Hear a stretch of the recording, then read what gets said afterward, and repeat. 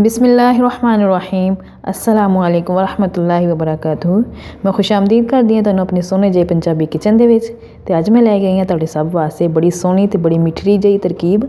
अज मैं बनाउण लगी हां मिट्ठी ते सोहनी जी मूंगफली दे गिरियां दी गचक, ते जिन्हों चिक्की भी कहंदे आ ते गचक भी कहंदे आ। साडी ज़बान दे विच ते मज़ेदार जी गचक कहंदे आ।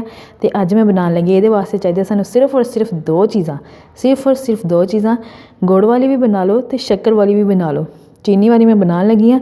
इहदे वास्ते मैं मूंगफली दे जिहड़ियां गिरियां वा ओह लईआं वा ते नाल मैं लई आ चीनी, ते बड़ी मज़ेदार जी।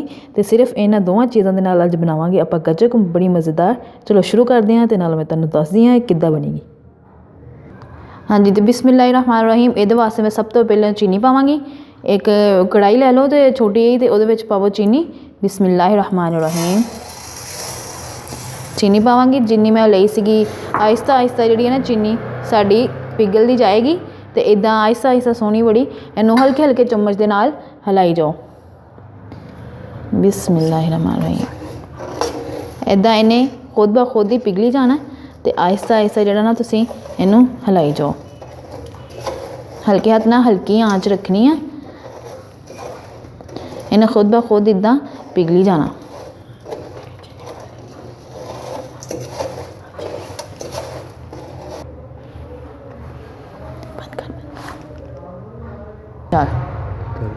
जी बिस्मिल्लाहिर्रहमानिर्रहीम। इदां आहिस्ता आहिस्ता जिहड़ी चीनी है माशाअल्लाह सारी पिघलदी जानी है। इहनूं तुसीं हल्के हत्थ नाल जिहड़ा है ना चम्मच दे नाल हिलाई जाओ। माशाअल्लाह इदां सोहनी बड़ी तैयार हो जानी है इहदी चाशनी। बिस्मिल्लाहिर्रहमानिर्रहीम। ते साडी चाशनी जिहड़ी है माशाअल्लाह बड़ी सोहनी जी वधिया जी तैयार हो गई। हुण मैं इहदे विच शामिल कर दांगी मूंगफली दे दाने, गिरियां। इहनूं नाल नाल ही तुसीं हिलाई जाना है। बिस्मिल्लाह।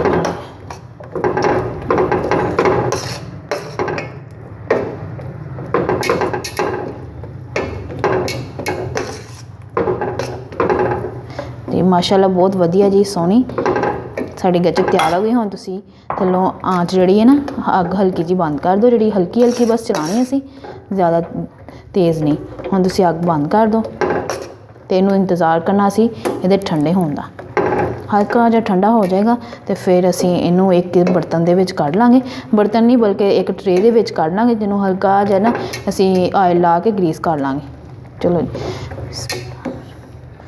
जी बिस्मिल्लाहिर्रहमानिर्रहीम। थोड़ी जी ठंडा हो गया साडा मटीरियल, तो हुण इहनूं असीं ना एक बर्तन दे विच मैं एक ट्रे दे विच कढ लांगे। उहनूं मैं घ्यो दे नाल ग्रीस करके रखिया, ते ओहदे विच कढ के ते फिर इहनूं इहदे चक्कियां बनावांगे असीं। जी बिस्मिल्लाहिर्रहमानिर्रहीम। असीं मैं इहनूं एक बर्तन दे विच इदां ट्रे दे विच कढ के ते रख लिया, ते थोड़ा जिहा ठंडा हो गया। हुण इहदी जी असीं बनावांगे गचकां, छोटे छोटे पीस बनावांगे जिद्दां तुसीं कट्टना चाहो उस तरीके दे नाल। बिस्मिल्लाहिर्रहमानिर्रहीम।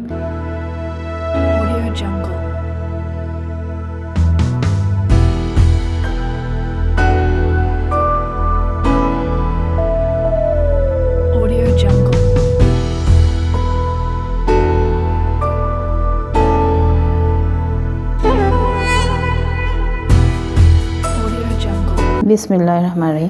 हुण इहनूं असीं कट लिया, ते हुण इहनूं थोड़ी देर वास्ते असीं थोड़ा जिहा ठंडा होण वास्ते रख दांगे, ताकि अच्छे तरीके दे नाल सोहनी जी साडी गचक तैयार हो जाए। जी बिस्मिल्लाहिर्रहमानिर्रहीम। ते साडी गचक हो गई है तैयार, ते बड़ी वधिया जी, बड़ी सोहनी ते बड़ी सोहनी वेखण नूं लगण डी आ। तुसीं वेख सकदे हो, ते बड़ी सोहनी ते झटपट मिंटां दे विच तैयार हो गई। ते तुसीं इंजॉय करो, बनाओ, खुद भी बनाओ ते बच्चों नूं भी बना के दिओ, ते इह तो लुत्फअंदोज़ होवो। ते इस दे नाल ही मैनूं इजाज़त दिओ। अल्लाह तुहाडे सब ते अपनी रहमतां ते बरकतां पाई रखे, ते अल्लाह तुहानूं सब नूं खुश रखे। अल्लाह हाफिज़।